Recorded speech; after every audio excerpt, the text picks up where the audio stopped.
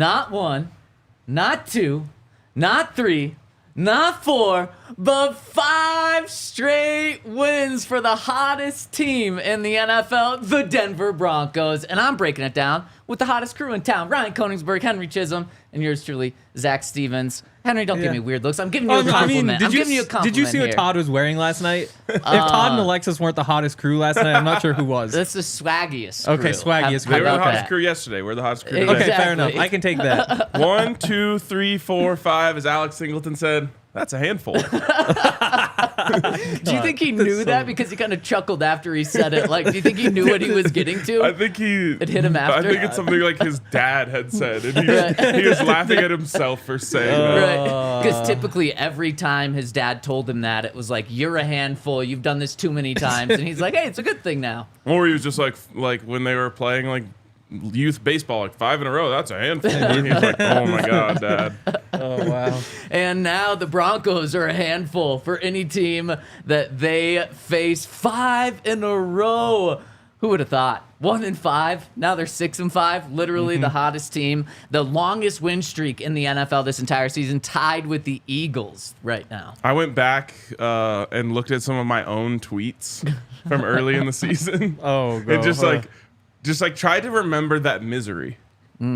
Just to be able to fully appreciate the excitement that is happening right now. And like, it was really miserable. Like, I think it's easy to forget over the course of a 5-game win streak how you felt 5 weeks ago. And that's why I went and looked. And it made me feel better. I'm like, I cannot believe we are here when we were there. Yeah. Like, questions about Sean Payton, gone. Yep. Vance Joseph, how in the world does he have a job? Gone. Nope. Russell Wilson, still cooked. Gone. Yep. I mean, it's unbelievable what has happened. And I think you can bicker back and forth all day long about, is it sustainable? Are they lucky? Blah, blah, blah, blah, blah.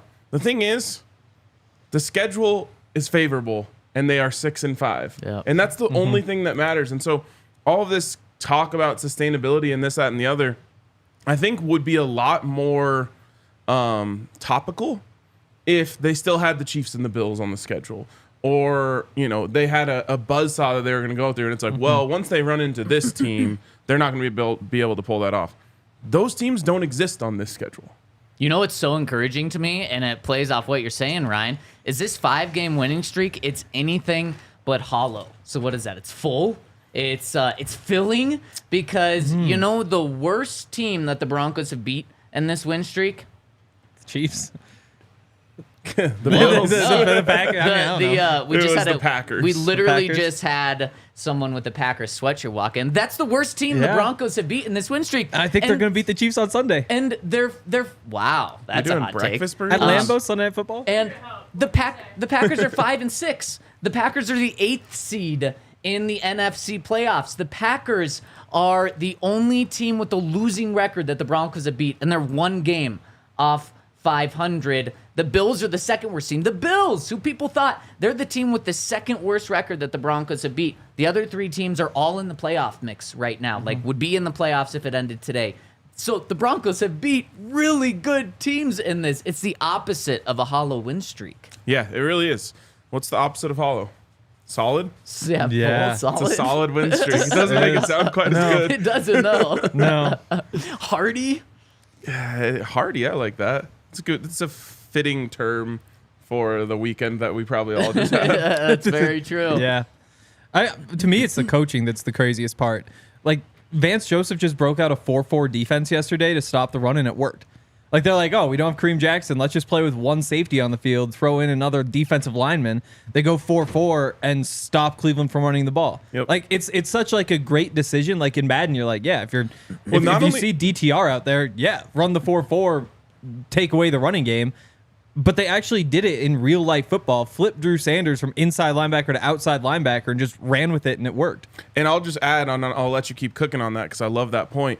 It wasn't just that they stopped the run when they called it, is that they convinced the Browns that they should throw against this formation. Yeah, and they got a couple of decent gains on it, but of course you are in a 4-4. That's what the Broncos want. They just want to make DTR pass the ball, and every one of those passes in that first half, I guess toward the end he kind of got cooking, but they were all like either 3 feet away from where they should be, or they were hanging up in the air. Like they gave themselves opportunities to go make plays on those balls by making him put the ball in the air. And you just don't see teams do that. Like, ooh, here's a Montana story. I remember when I was little, there was a game, Montana-Idaho was like a big game, and Montana came out and ran just a triple option out of nowhere. Like they just implemented it that week for that game. That. I know, it's so awesome. They go out there and cook it because Idaho has no idea how to stop it. And it's just like that, where this week they decided, let's throw a 4-4 in there. Let's make him actually throw the ball because they've been struggling to stop the run. It's a crazy, aggressive, creative move to make, but when it works, it's awesome.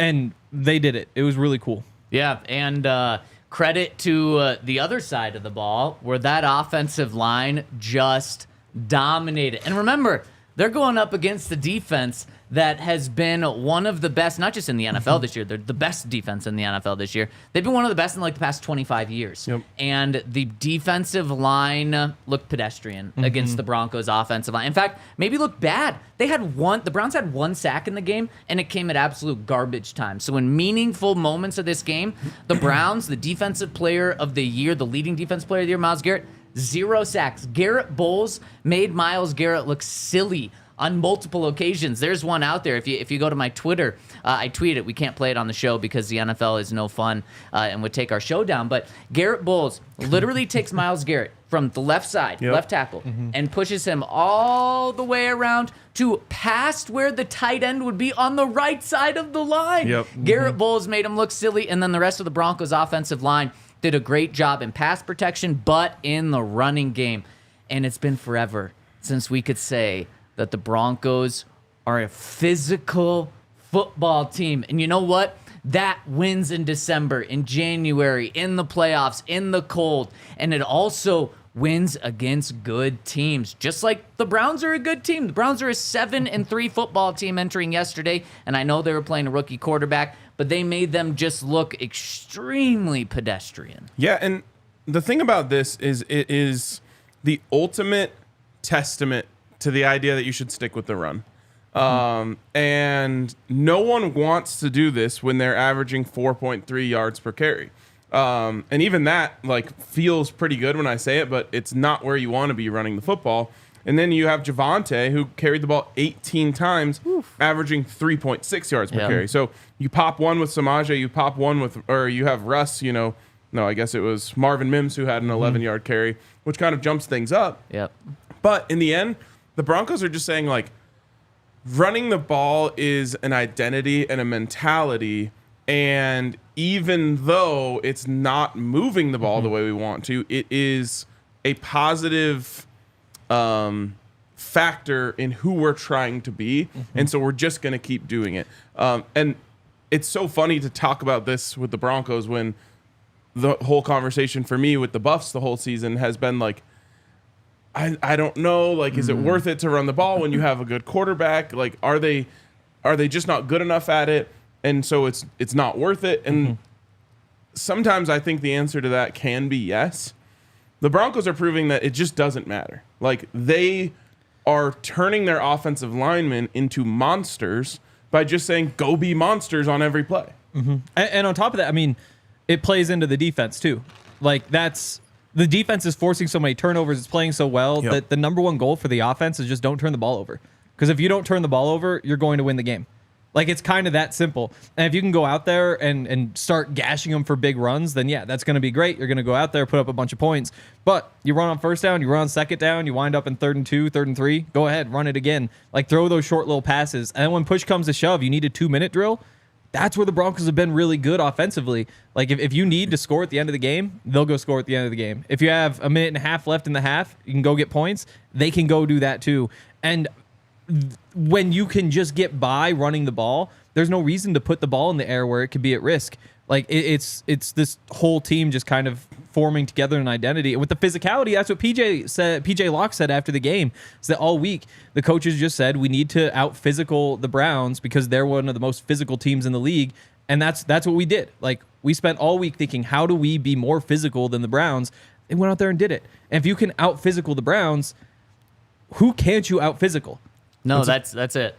It's a perfect segue into something I want to talk about. What do you guys think of the Baron Browning hit? What do you guys think of the PJ Locke hit? What do you guys think of this? Because it's going to lead me into a take that I'm curious if people will like or not.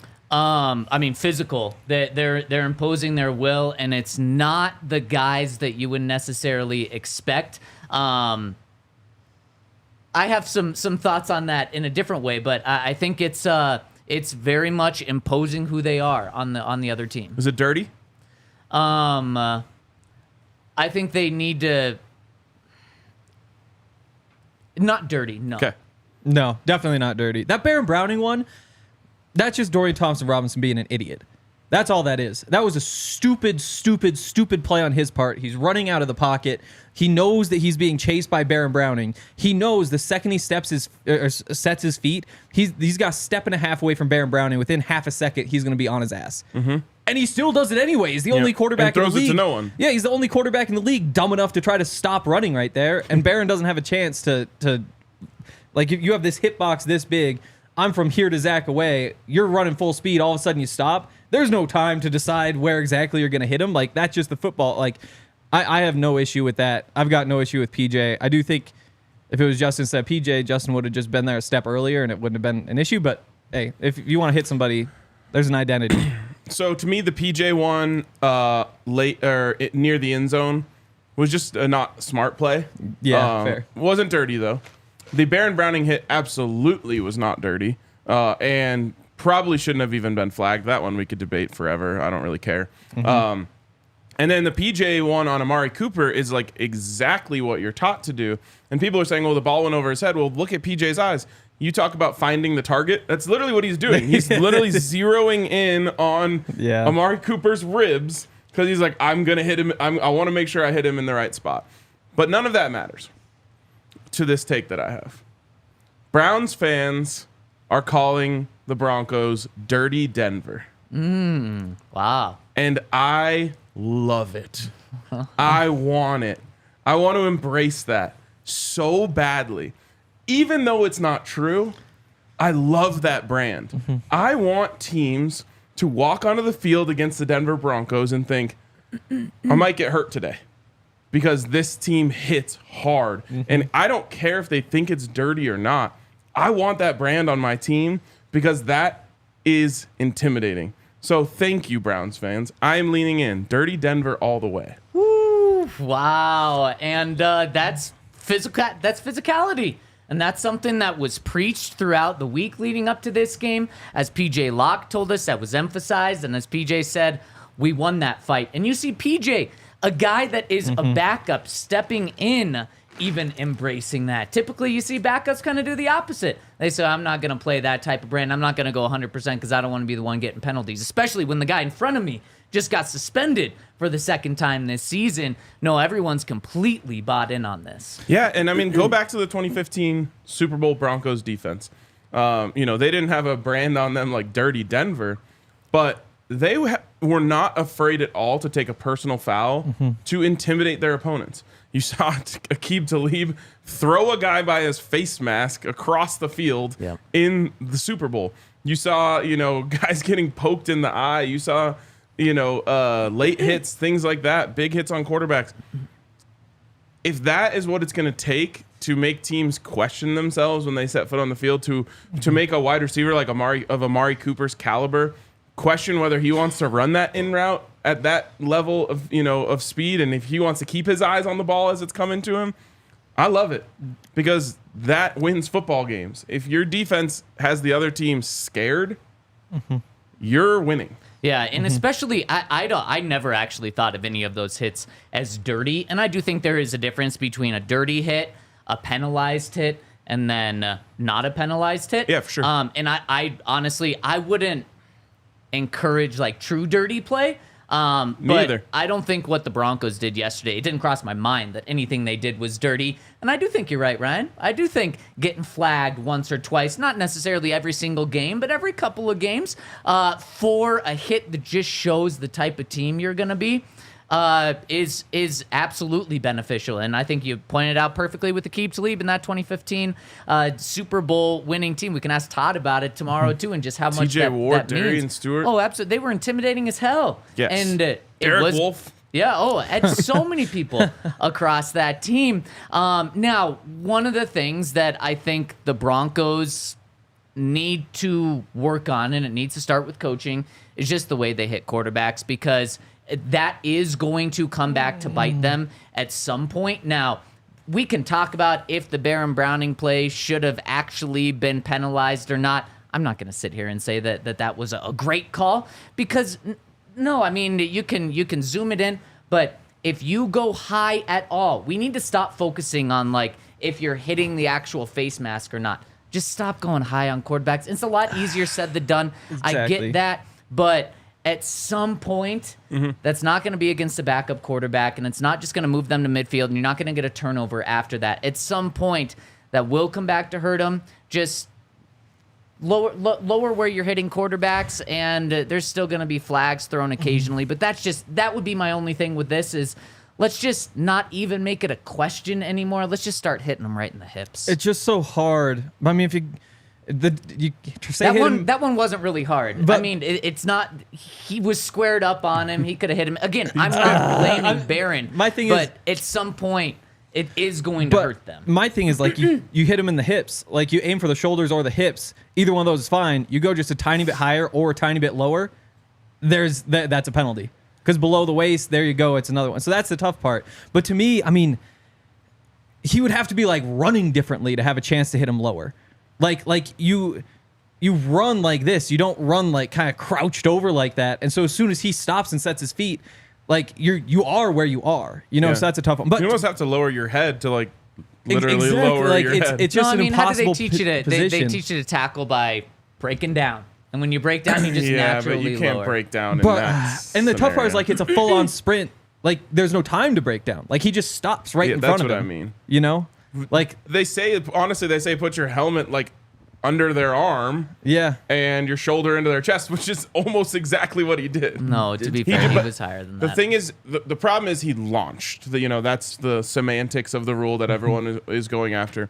And what I think the Broncos could do to be able to, for lack of a better term, get away with that a little more is just use your arms in the tackle.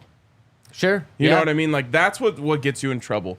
And when they see you just launch your shoulder into someone, they're gonna just throw it these days.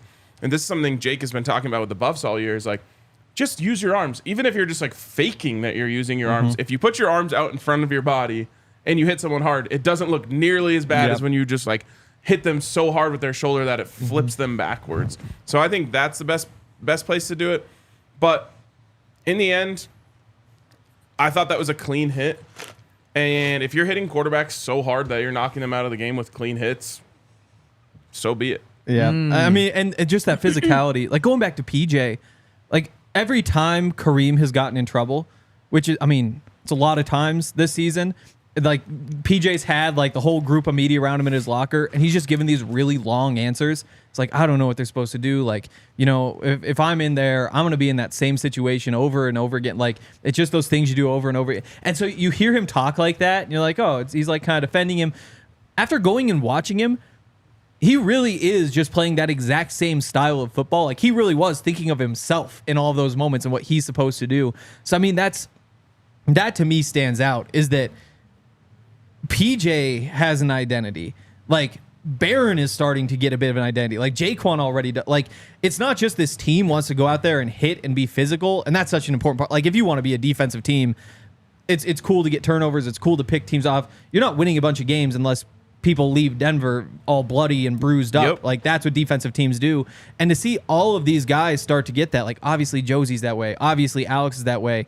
Like, you just see it all come together. And the way DJ Jones was talking about it last night, saying like, yeah, you know, everybody wants to get turnover. Like, I want turnover. Like, the ball's on the ground. It's great to see, but we get the ball. Like, they have, some of it might be luck, but a lot of it really is they have figured out how they want to play defense together, and that could carry them quite a ways. You know who wasn't scared of this Broncos defense? The Miami Dolphins. Yep. When there's the pictures coming out of, like 7 Broncos defenders on the ground as Mostert's just running past them. This is a completely different unit, and that starts up top with Sean, with Vance, and then through all these players as well, the changes they've made, and just the identity that they have. Dirty Denver.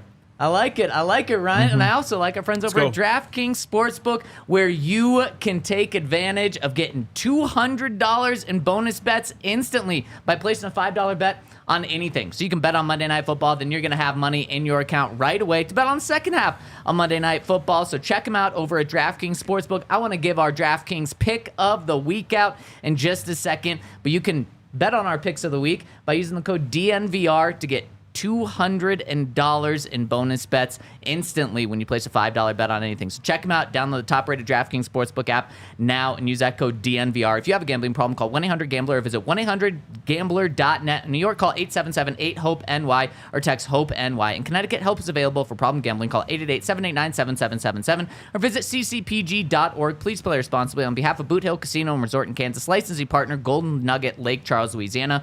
21 plus, age varies by jurisdiction. Void in Ontario. Bonus bets expire 168 hours after issuance. See sportsbook.draftkings.com/football terms for eligibility and deposit restrictions, terms, and responsible gaming resources. All right, guys, let's dish out our DraftKings Sportsbook pick of the week. Ryan, where are you going? Monday Night Football. Vikings, Bears. Vikings, overrated. Bears, just bad. Give me the under in this one. Okay. What's Give it me set at? Under 43.5. I love it. That kind of shocks me that that feels very high for this type of game. Yep, and unders in prime time are always a good place to go. I think it's because defenses are just more revved up in prime time. Yeah, that minus 155 for the Vikings is tempting too. Yeah. If that was like minus 130, it'd be incredible. I'm going Sunday Night Football next week. Packers plus 210 at home on Sunday Night Football. Lambeau Field, that just feels ridiculous to me that's plus 210. Who are they playing? Well, the Chiefs. So I'm going to just do the complete opposite and go Chiefs minus 6.5. Really? I feel the exact opposite of the way you do. Only 6.5? Yesterday it was 7. Now it's 6.5. I hope I'm wrong, but felt like the Chiefs kind of woke up after going down 14-0 to the Raiders. I could wake up against the Raiders. Yeah, but they outscored them 31-3 from that point. Yeah. So Aiden O'Connell. You know what? Because I'm throwing out a Chiefs pick of the week, minus 6.5. Also, I'm not exactly sure what the Broncos score is going to be, but right now it's plus 3.5. It opened at plus 3 for the Broncos. Now it's plus 3.5. Give me that hook before it dies back down. The Broncos are at least going to keep this game a field goal, and you can get that at minus 110. So that's our DraftKings Sportsbook pick of the week. Not to get too far ahead of ourselves here, but if the Broncos can turn over the Texans, no one can say it's not sustainable anymore. Because the Texans don't turn the ball over. They don't turn the ball over. Yep. CJ Stroud, MVP level, potentially, is the way he's playing. So I totally agree with you. Man, I love the way he throws the football. Just the pops out of his hand. Just the way that he throws it. It's just like, I love it. Oh, the Panthers must feel so dumb. A little bigger. Like you hear like David Tepper was like cursing on his way out of the locker room last night. He knows he should have taken Stroud instead of Bryce Young. He knows they screwed up. That's just a franchise-altering decision. And apparently that's what Frank Reich wanted. Oh, really? And so that's why he got fired today. Or Bryce. He wanted Stroud. And Tepper wanted Bryce. Oh man, that's a mistake. I think you're getting you're doing way too hindsight 2020. Because the report was that the Texans were absolutely going to draft Bryce Young if they could have got their hands on him too. So it's not like just one team misjudged CJ Stroud. I think that's way too hindsight 2020. But my would theory it make is you curse and scream on your way out of the locker room realizing that you made that decision? It would piss you off. That's a 15-year decision. It is. That's a tough one. Yeah, but and that's not to say Bryce is cooked. No. But it's pretty weird. I think that Frank Reich just told you so one too many times and it got him fired. Yeah. Shout out to our friends over at Breckenridge Distillery. We've got both bottles of whiskey. I thought somebody drank one of those.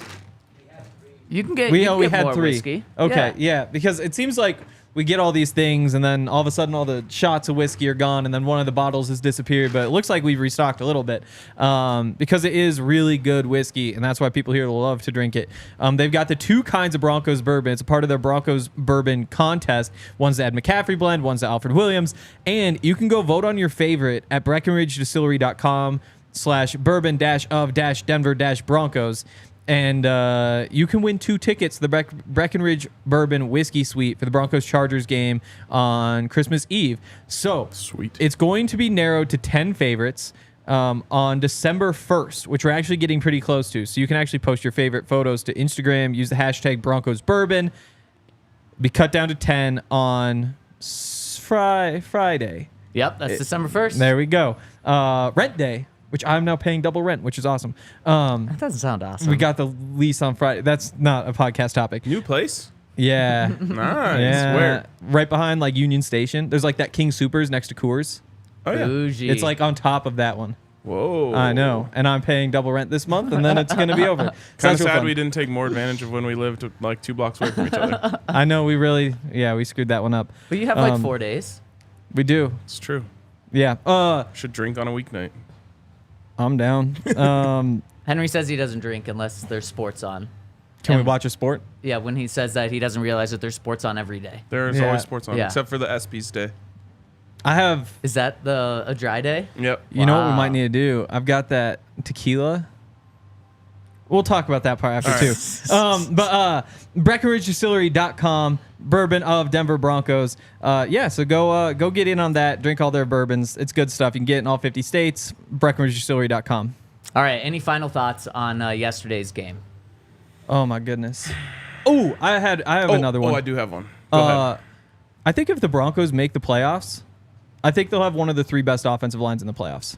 I think that when you look all the way through, I think we've seen enough. And I haven't gone back through that whole game from yesterday, but at first glance, it looked pretty good. Like, we've seen the Garrett Bowles clips. I think that might have been the best game of Garrett Bowles' career. Like, it's right there. Yeah. That's a weird one because the Garrett's on Bowles' side 87% of the time. When the Broncos put a tight end on the field, 67% of the time. That confused me so much. Dude, You he said kept doing Garrett's that on Bowles' yesterday. I'm side. like, what are you talking about? Yeah. And he's saying it right, too. Yeah. Garrett. I said you got to roll the R's for the double R. Miles Garrett Garrett is on and Garrett Bowles' side. Yeah, exactly. But then the Broncos have put the tight end on the right side 67% of the time, and because they run that way like 65% of the time, and they run left the other way. So I wasn't sure how they were going to go about that because it sounds simple, just put the tight end over on the left side. But then all of a sudden that changes the strength of your formation. Like, you're no longer running twice as much to the right side because your tight end's over there. So I'm curious to go back and look how much help they gave him because I know it was at least some on a couple of those third downs. But the point is that offensive line looks incredible. All of a sudden Ben Powers looks like your worst lineman. And he's not bad.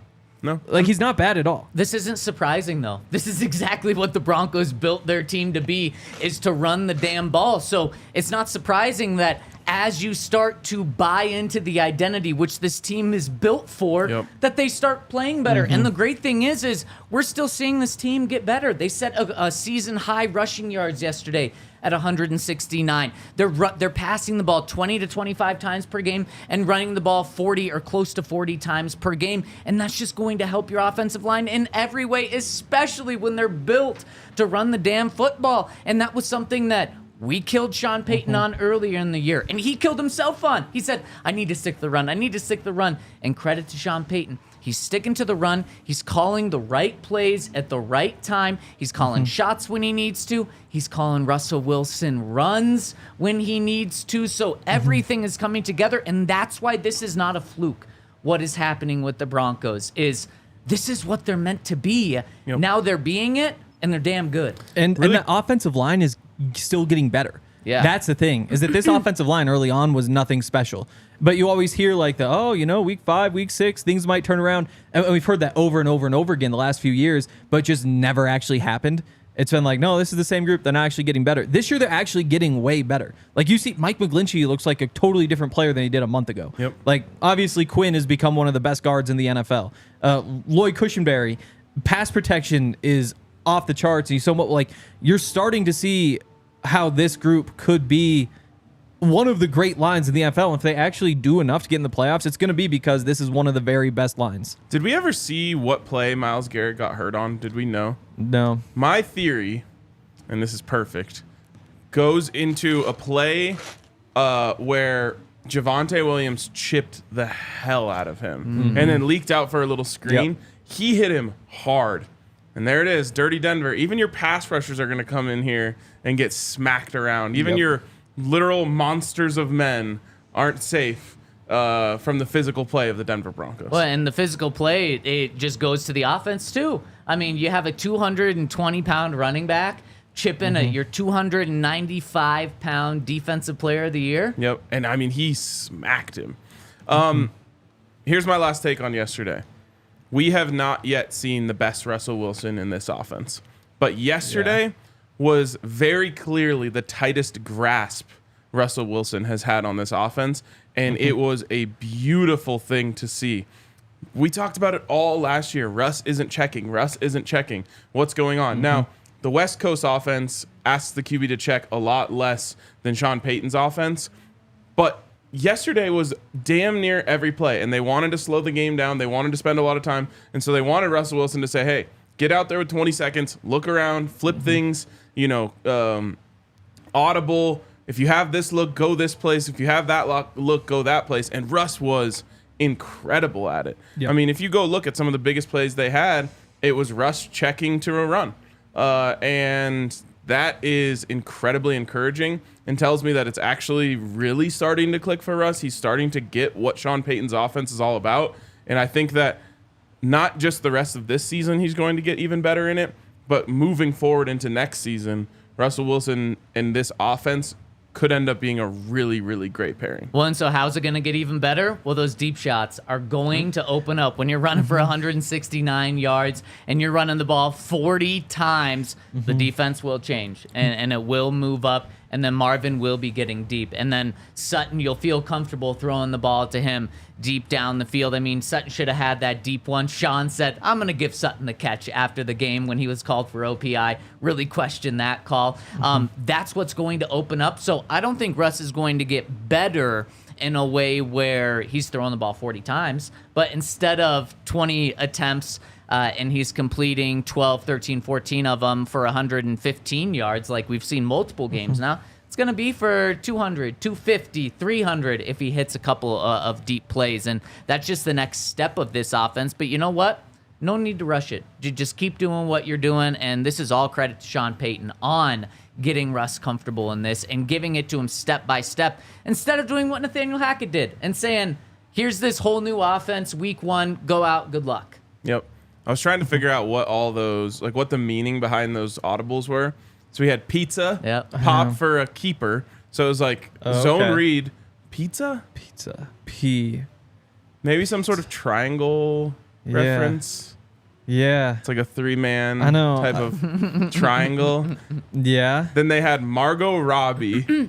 Something right. It's got to be something right. I forget what the play actually was. Right. Okay. Bluebell or like was down under was an Australian inside trap. Ice cream? Bluebell ice cream. But I couldn't figure out the connection between that one.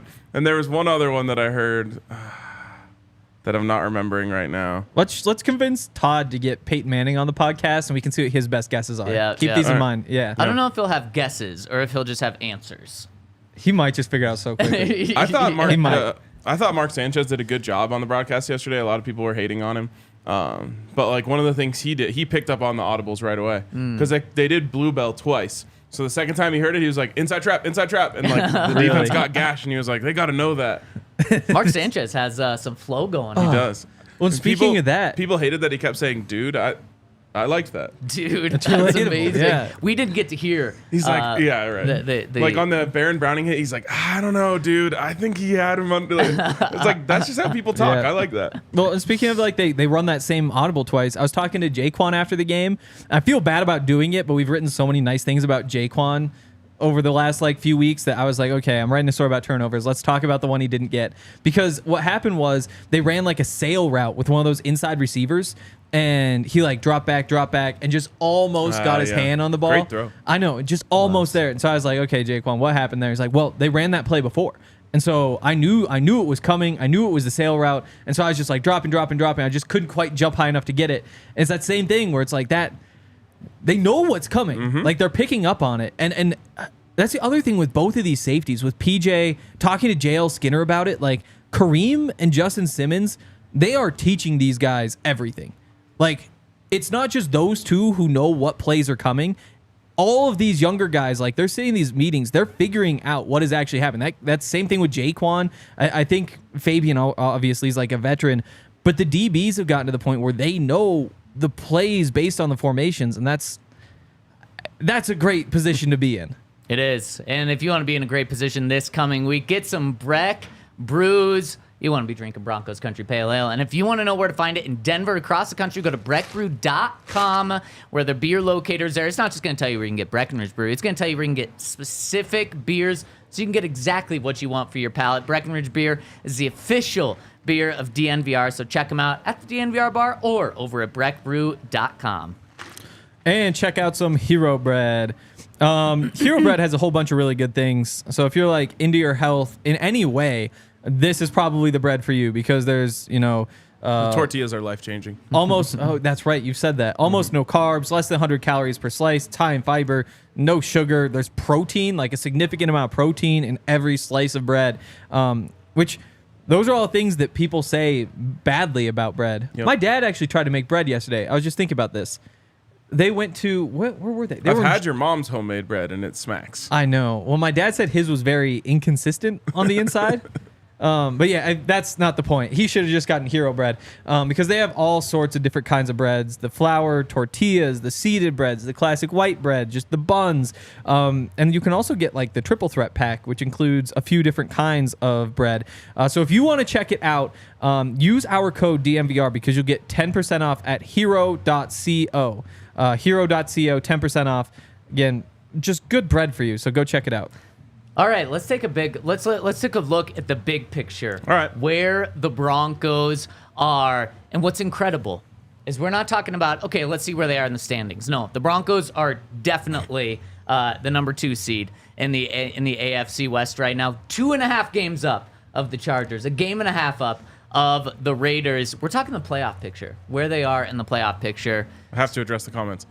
I quite literally had Henry's mom's homemade bread when I visited. Oh my gosh! I thought it was wow, I didn't even think of that. Okay, there we go. Wow. Yep. Henry and I went to his parents' house to visit. His mom made us sandwiches with homemade bread. Yes, she makes good bread. She does. Okay, we're moving on. Okay, fair enough. So let's look at this playoff picture where the Broncos are. They are firmly in the hunt. In fact, they are tied for the final wild card spot. So the 3 wild card teams around them. So that's what I want to get into. So you have the first wild card spot is the Steelers at 7-4. Second wild card spot is the Browns at 7-4. Then third wild card spot, you have the Colts at 6-5. You have the Texans who are behind. They lose out to the Colts on a tiebreaker, and the Broncos also lose out to both of those teams on the tiebreaker right now at 6-5.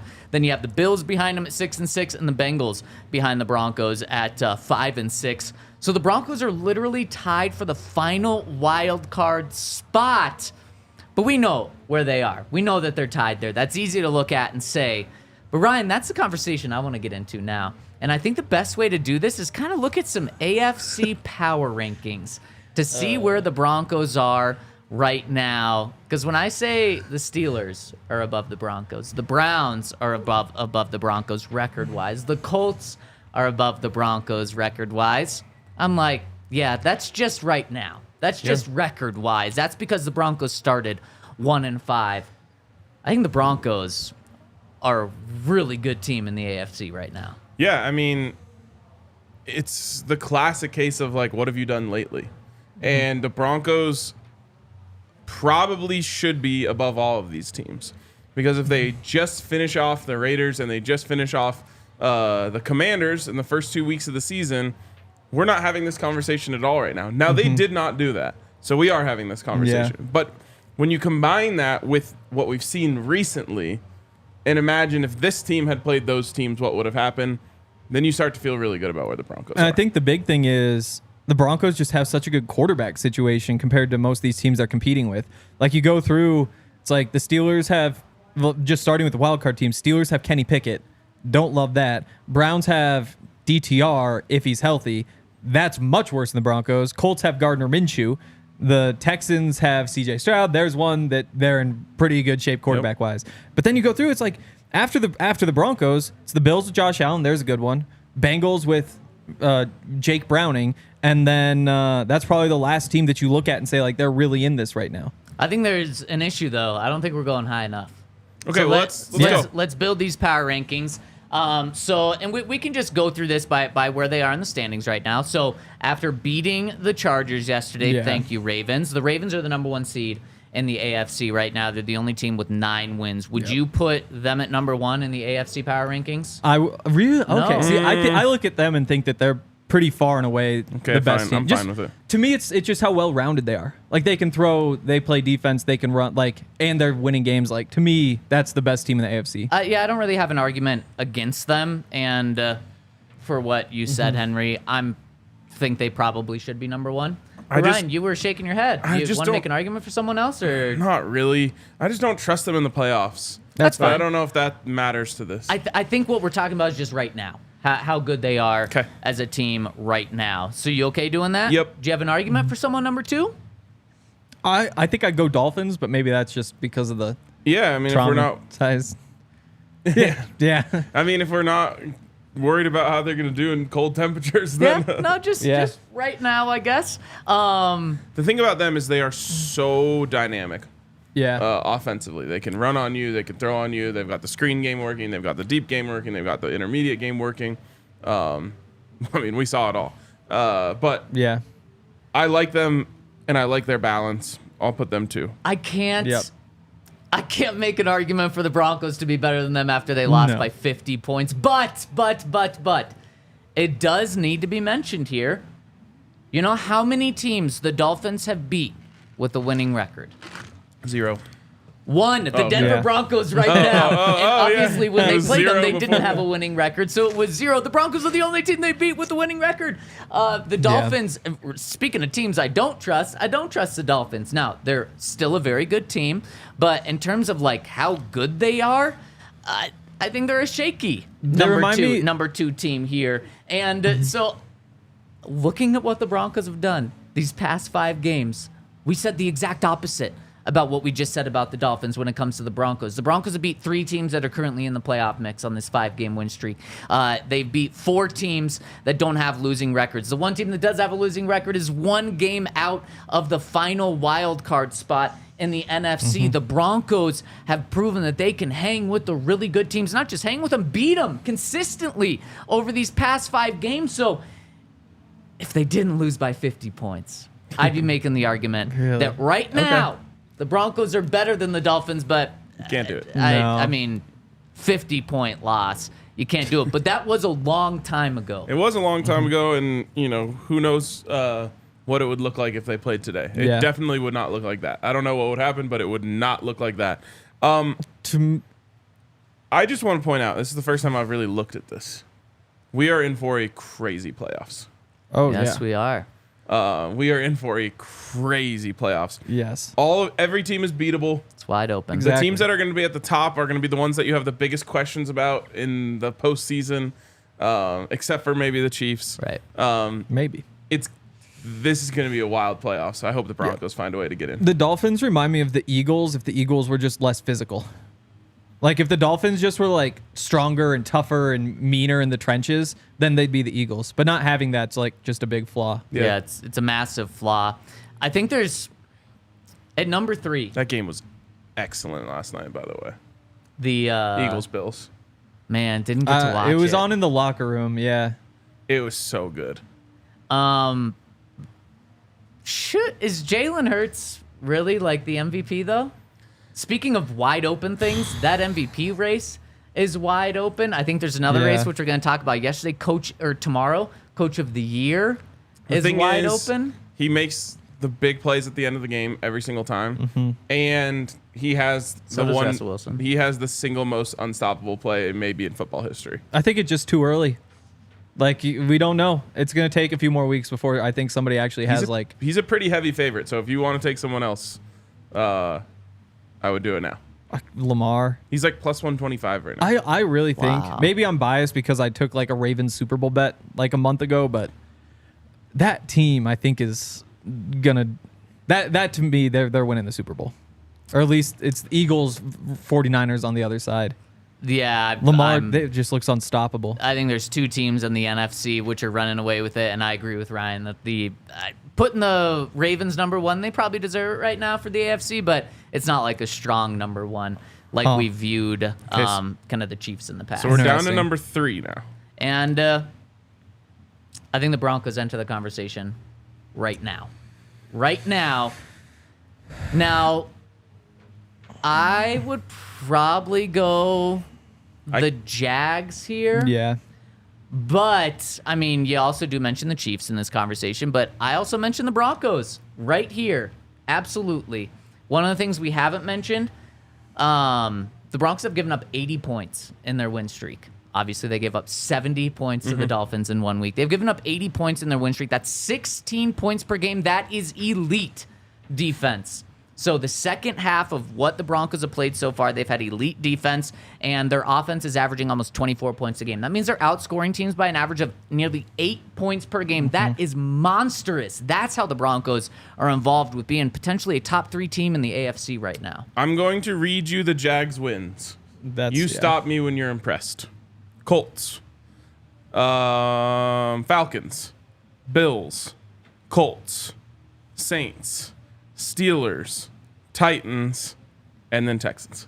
Yeah, what is that? 3 playoff teams, 3 or 4 playoff teams. So the one that's impressive is probably the Texans yesterday. Yeah. Yep. I think the Broncos win over the Bills is impressive. I think if you're giving it to the Broncos, you Bills, give it. Yeah. And this was in London. Okay.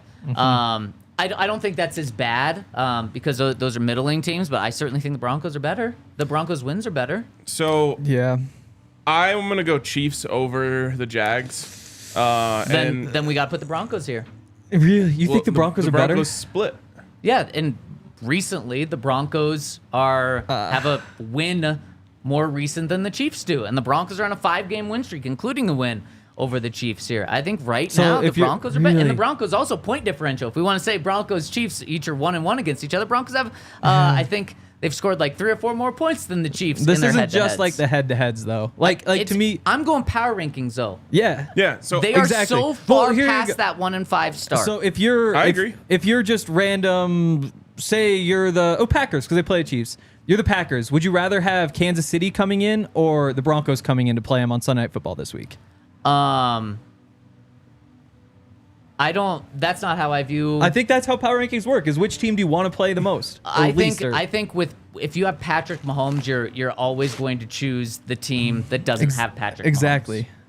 And that's why I think they are up higher in the power rankings. But see, I think I'm going to view that. Would I rather play the Ravens or the Chiefs? Patrick Mahomes scares the hell out of me. So I'm probably, even though I don't view their team as better, Patrick Mahomes is the one dude you don't want to play. But I don't think that. If I had to choose who the Broncos were going to play this week, Ravens or Chiefs, I would pick the Chiefs. You'd rather play the Chiefs? I would. Me too. It wouldn't. Yeah. Because definitely. I think they showed they were close the first time around. They beat them the second time around. Yeah. I would take that. Yeah. I would rather play the Ravens. Okay. Really? Yeah. Okay. Yeah. I think this Dolphins is or tough Chiefs? because I don't think there's a case for Jaguars over Chiefs. No. I think right here. I think the case is the Jaguars' defense has been so good. The offense has turned the ball over so much that, like, that's obviously a bad thing. But at the same time, you almost think they're going to figure that part out. Like, I think that the Chiefs' problems are just so deep. Like, there's just lacks of talents across the roster and spots, whereas the Jags could just turn it around. And the Chiefs just don't look like they're playing clean. Like, it just feels like they're starting slow like they did yesterday, or it's taking a drive at the end of the game. I guess the Jags are doing some of that stuff, too. I didn't see the game yesterday, so I don't know if they just kind of, like, turned it on. But them outscoring the Raiders 31-3 in the last, 30 minutes of or 40 minutes of the game is impressive. Yeah. Chiefs at are the same 2-2 time, in the their last Raiders 4. are bad. The Raiders are just so bad. The Raiders are not as bad as you think they are. You don't think so? The Jags With Aiden O'Connell? are 3-1 in their last 4, including a 34-3 loss to the 49ers. Yeah.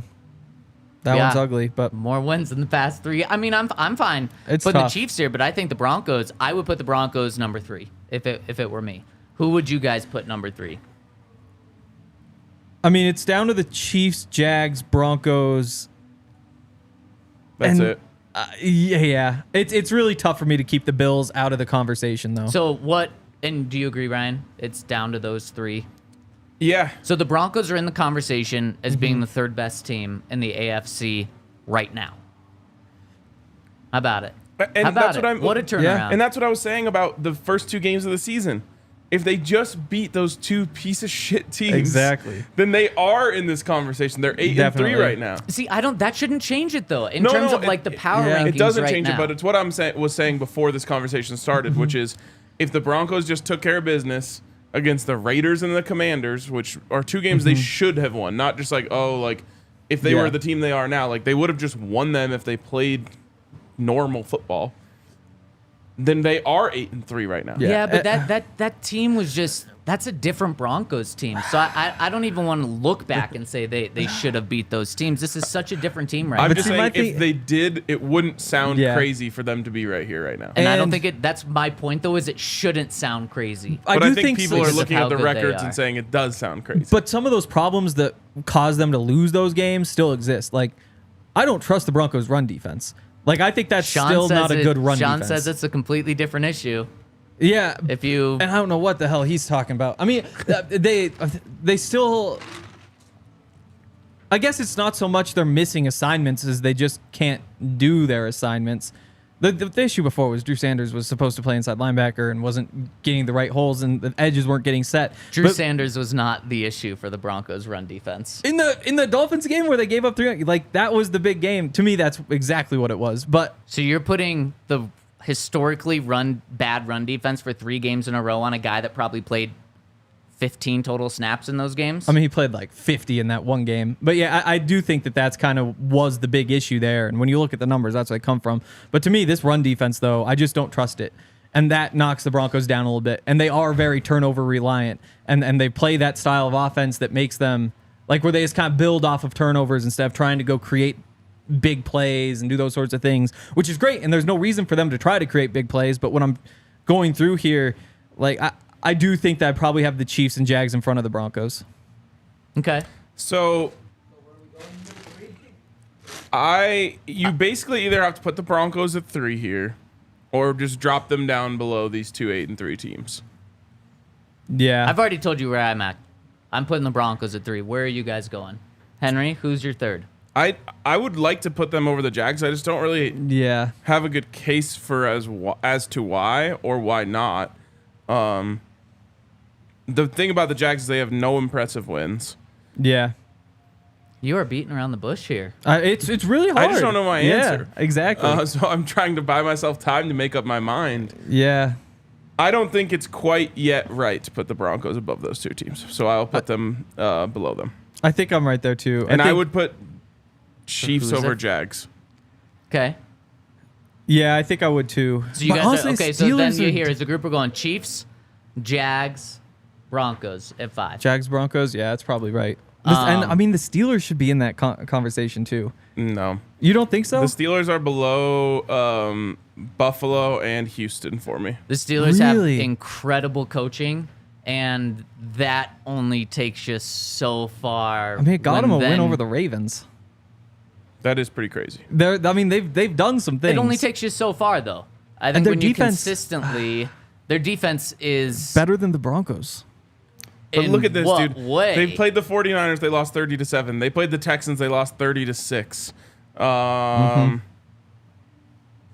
So they played the Jags, lost 20-10. But again, if we're not looking at the start of the Broncos season, we're not looking at the 49ers or Texans either, you know?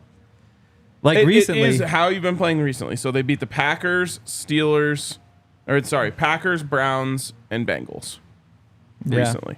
and they played the Bengals. So they beat the Ravens in week 5. They played the Bengals when they had who was their starting quarterback? Yeah, yesterday? Jake Why can't- Browning. Yeah, Yeah. exactly. this is a very different Bengals team. Yeah. At I'm the not same time, impressed though, like, at all. So I'm But, going I mean, if you Broncos look at the 5. Broncos- do you want to make a case for someone else to be in front of the Broncos? it should probably be Broncos. I mean, the Steelers Okay. are right there. 'Cause, I mean, you look through the Broncos wins.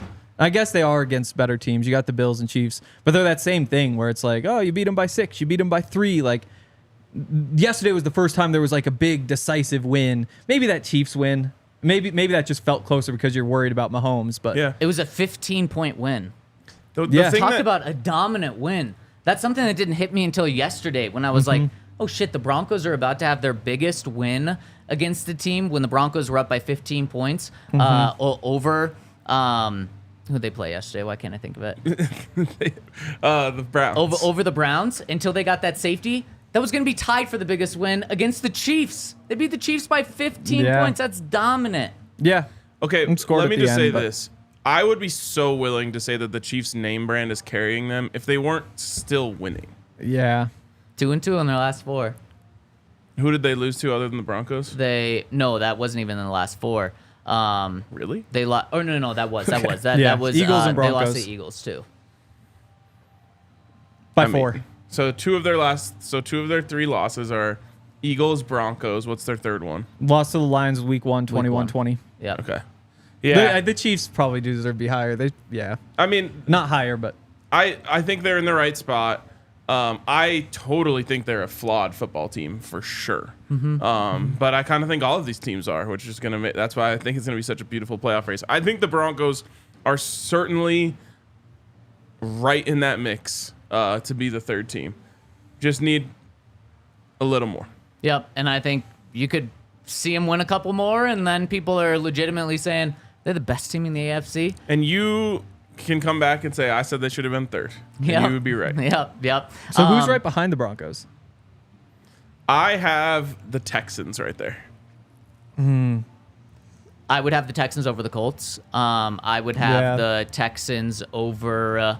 Who else is right there in the I'd standings? have Texans and Steelers and Bills. If you get Bills would be next for me. Yeah. If you gave me the option, I can play the Texans or the Bills this week. I would play the Bills. I'd probably take the Texans. We're gonna find out. I know. I'd probably take the And Texans. that's what's awesome. This week you get the Texans. I like how I was just going with whatever I said. Yeah. Texans, Bills. The I mean, Steelers are a you good have football the team. Browns and Steelers. Like, I don't think they should be that low. At 8, Yeah. they could be the last playoff team.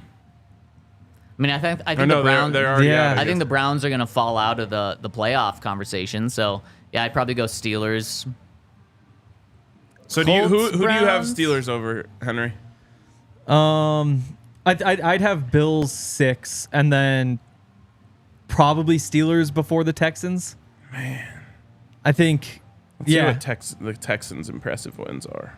And then that's kind of the drop off. I mean, I guess the Colts would be up next. Ryan, when you're looking that up, I got to give a shout out to our friends over at MSU Denver, where you can enroll for 2024 spring classes and applications right now. They're open. So if you want to restart your college education or start your college education, check out our friends over at MSU Denver at msudenver.edu, where they have over 90 majors, 10 graduate programs with courses online, in person, or both. So however you want to approach your education, you can do that over at MSU Denver. So check out everything they have at msudenver.edu. So, What about shout out for Black Friday? sorry. Yeah. Cyber Monday deals. Yeah, come buy our stuff. There's shirts for like $7 that we're selling right now. Shirts for 99 cents. Shirts for 99 cents now. So definitely go check that out. If you spend $75, you get a $15 gift card. That's like less than the cotton it costs to make the shirt. Exactly. So you could buy It's offensive, honestly, Yeah, it to is. our product. you could buy 75. Actually, you need 76 because 99 cents. 76 shirts, and then you get 15 shirts for free. So you could have 90 shirts for $75 if you want to do that. Pretty crazy. So go check all that stuff out. Does that end today? Yes. So last chance to get in on it. Go over there. Best sale of the year and sometimes the only sale of the year. So don't miss out. That's true. And I would say this. If you have a family member who's a Denver sports fan, like that's a really cool gift. It's unique. That is a good one. Yeah. It's, like anyone can go to Dick's and buy like official team gear for a family member and it just doesn't feel special. if you get them like a cool, unique DNVR design, like they're gonna be thankful for that gift. Yep. Totally agree. And it's gonna seem like you put thought into it. Yep. So get in today. The sale ends today. Check us out. So the Texans. Does anyone have impressive wins? The Texans beat the Burrow Bengals. Okay, that's a good one. At But they were Cincinnati. bad. And so That wasn't. That was just a couple of weeks ago. Yeah, so it was once the Bengals were had kind good. of gotten their stuff They together. were on a roll. That's their most impressive team they beat. They have a couple impressive blowouts, like they beat the Steelers 30-6. According to Henry, that's a hell of a win. They beat the Jags 37-7 in week 3. I think the Texans have some impressive wins. Or 37-17, sorry. So Jags are an 8-3 team. yeah, I'm scared of them. I think that we're You should still be. underrating CJ Stroud. CJ like, Stroud's as a playing at society. an MVP level as a rookie. He's playing incredibly well. So that's what's going to be an incredible game. Why this matches up. Why they were literally flexed into a more primetime spot, kind of. This game is now at 11 a.m. and people say, well, no, that's the opposite of being flexed in. It's because the 49ers and Eagles, maybe the best or second best game of this entire season, only to last Monday night's Eagles-Chiefs game, is at 2:25. So the NFL said, wait. We want as many eyes on that game. And Broncos-Texans is going to take some eyes away from that game. Let's move them up to 11 so people can watch Broncos-Texans, and then everyone can focus on Eagles-49ers. Yeah. I just have to say this on CJ Stroud. This doesn't count as me saying it because I'm going to say I almost said it. I almost tweeted yesterday, CJ Stroud is who everyone thought Justin Herbert is. But then I realized I would be doing exactly what I hated about everyone doing about Justin Herbert, which is crowning him too early. But it sure feels like he is a instant superstar. Yeah. Just got to keep going. I mean, Yeah. Last week, 3 picks against the Cardinals. Almost lost that game. But they won. They did. They found a way to win. And that was like as many picks as he had the whole season combined. So Yeah. he just had an off day. But he's a rookie quarterback, and the Broncos have a ball-hawking defense. Wouldn't be surprised if they get a couple this week. Yeah, I think you're lumping CJ in with every other rookie that makes mistakes. CJ just doesn't make mistakes, and that's kind of what's been incredible about him. 19-5. What I will say is the Broncos defense matched up pretty awful against the Browns, and they held them to 12 points. The Broncos match up way more favorably in terms of defense going up against the Texans offense than they did yesterday, and that's really encouraging. I think about this game is what Vance was able to do yesterday and what should not have been a favorable matchup. But I mean, it's that 4-4 defense. If you can sell out to stop the run, you can stop it, you know? They didn't just even take Yeah, your they didn't assets stop away. it though. Well. They still ran for over That's 100 true. yards. They did what they needed to do. And we have plenty of time to continue to break down that game. But let's get to some questions. Wait, we and never comments. finished our power rankings. Okay, Yeah. where do you want to go? Let's just finish them. I can't do this Steelers thing. I'm sorry, Henry. Really? I just don't get it. It's because they're a defensive football team? The Steelers are incredibly well coached, and That's it. they have T.J. Watt and Minka I mean, they've got Fitzpatrick. talent all over. I think, their defense to me is better than the Broncos. Their pick them- offense isn't far behind. Would you pick them to win head-to-head against either of those two teams this week? The Texans or the Bills? Nope. Probably not. Okay, so we're good. I'm fine with them exactly. being 8. I'm there. Or Okay. I'm fine Yeah, there. me too. But to me, that's that tier. And Honestly, it then- might go all the way up All to right, the Jags. 9 and 10. Let's finish off these last two We've got spots. Colts, Browns. That's really Um, it. Bengals, Raiders. I think Colts should probably be Yep. here. Gardner Minshew. Yeah, I think Colts should be here at 9. And Browns. Yep. No. They have a dominant defense. Who are you putting above them? Cincinnati and Jake Browning? Aiden O'Connell and the Raiders? I mean, I guess with You're going to put the 4-7 Chargers in there? I might go Titans. I think the Browns are going to drop out of the playoff conversation. Well, this is kind of out of the playoff conversation at number 10. I mean, it definitely is. So we can put the Browns here. I guess you can't that's say fine. Titans. you got to find me someone that you could put above them. And I think just don't the there is. Raiders beat the Browns this week if they were to play. Yeah, I do. Yeah, I that's tough. don't. I don't. So I would go Raiders here. That game would be disgusting. The Browns might be starting Joe Flacco this coming week. I mean, the Raiders are starting That Aiden could O'Connell. work. And Aiden O'Connell, yesterday, I don't know how his stats ended up, probably not nearly as good. Started like 12 of 13 for 115 yards and a touchdown. He finished I would rather have Aiden O'Connell than Joe Flacco, I'll tell you that. 23 of 33 for 248 yards, 1 touchdown, 0 interceptions. Yeah. 90 QBR. Yeah. Yes, I'll absolutely take that. Yeah, it's one game. I mean, Look at what else it's he's tough. done. I think for a rookie, I think Aiden O'Connell's doing really well. Yeah. So we're going Browns? I'm going Browns. 4 touchdowns and Henry, 6 who you going with interceptions the for 10? Aiden O'Connell, by the way. I'll go Browns. I'll go Browns. Thank God. Yeah. The Raiders have no business on this graphic. Okay, let's hop into the comment section. We got a super chat coming in from Jelly. Says, need... what do we have here? Jerjon Newton in the late first round, and Jeremiah Trotter Think you Jr. can on see day that. 2, please. Cool. These two would fortify the run defense. Tell us about Jerjon Newton. Henry. I don't watch college football. Andre's here. Andre, tell us about Jerjon Newton. Illinois defensive tackle. Illinois defensive tackle. Athlete is going to be in Athlete. the backfield a lot. In the backfield a lot. Good run defender. Good run defender. Sack Boom, production sign me up. in the air. Sack production hasn't been there. So he's DJ Jones. Worse than the one prior. Broncos Who's DJ do need, Jones? Can we get do need Jalen run Carter? help. Is he going to be available in this draft? Wow. The late or in the mid first round? It's just Wow. wild how teams let guys fall. That was a tough one. Next one from the Blind Swordsman says the NFL needs to crap or get off the pot with hits. I think they're don't think crapping. that phrase. I was they're gonna say I crapping. don't think that phrase applies here. Unless crapping is making it flag football, which is a fun thing to tweet and get a reaction, but is not ever happening. People were killing me for my take on the Broncos just need to be hitting quarterbacks lower.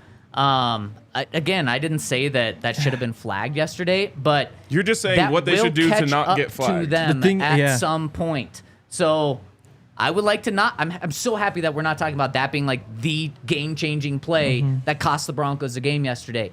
If they keep going high on quarterbacks, it could come back to bite them. All I'm saying is just go a little lower. Yeah, I mean, it's just so much his easier helmet said was than done. under the dude's arm, but Yeah. It's just tough. Because you can't go the low. thing is, you just can't do things that look bad to the ref's eyes. If the ref sees Yeah. it and Just is like, go "Oh, that lower. looks That's bad." what I'm saying. Just go lower. Yeah. But I Just mean, go yeah. lower. Yeah, I mean, It's just honestly, not a if you big lower the target. target 6 inches, they probably don't call it. So you're right. Yes. Yeah. Yes. Exactly. But again, like you try to go 6 inches lower. Like who knows? That might be where he was aiming. Again, like there's just no time to aim. Like if you watch that play at full speed, like from the time that DTR just all of a sudden sets his feet and Henry, decides that's like probably the it's a worst step. play to say he didn't have time. Like that was the least bang play of From the- like but- any controversial play we can talk about. from the time he sets his feet though, because like it's just a race, it's a race. You run as fast as you can trying to run down, then all of a sudden DTR sets his feet and you're just like, oh, and you're this far away. You're There isn't a already whole at lot of full time. speed. Yeah, I'm with Henry on this Yeah. one. Dustin says 12-5 until proven otherwise. Let's go. Glad to have the OG crew on this Victory Monday. Cheers, boys. Yeah, I'm with you. Yeah. The schedule says it's possible. Now, the NFL never works out that way, but it is possible. The no, tough the part NFL is has though, worked out that way. The Broncos in 2012 finished the season on an 11-game win streak. They also didn't start 1-5. They started 2-3. Yep. It wasn't ideal, and they had some new things going for them. They had a Peyton Manning as their new quarterback. The Broncos have a whole new coaching staff this year, so It can be done. They have- Has they have a almost half 1-5 of team them. ever got to 6-5? I don't know. I would guess it hasn't happened. I would, that's a tough yeah, one. guess not as No well. score Gami yesterday. 29-12 hasn't Yes. happened. Were you tracking that all game like you were at the bar? No, Oh. I watch every single game, but that one I didn't. And I got in the elevator, and like Dave Logan's talking, and he's like, "This is actually the first time that 29-12." And then like he cuts himself off because there's like an injury on the field or something. And so we're standing there. I'm just like waiting and waiting and waiting. And somebody was trying to talk, and I was like, "No, we got to listen to this." All right, Turns out it was. we got to get out of here after this final comment Second on the scoring website. Army of the year. Nash Bronco, and Sean was asked about that after the game and was said, "I funny. like this one a lot more." It was funny. Nash Bronco says the Sean Payton effect is real and was so evident in this game. 1, creative, effective, diverse running game. 2, scheming guys open in the passing game. 3, physical play style. 4, guys in great position on the field in all phases. And 5, belief that the team will win no matter what. Sean Payton deserves a hell of a lot of credit for this, man. He has given this team an identity, and it's palpable. It's extremely palpable, and that is Sean Payton, and all the credit to him for keeping this team in it at 1-5. How difficult that was. And we're going to be talking about, is Sean Payton Coach of the Year in the NFL? We're going to be talking about that tomorrow or Wednesday, so make sure to stay tuned. Brian, thanks for joining us today. Henry, pleasure. Love rolling with you. We'll be back tomorrow to keep breaking down this winning Denver Broncos team. Stay tuned to thednvr.com. Get in on our Cyber Monday sale today. We'll see you tomorrow, 11 a.m. See ya. We all silly like the mayor.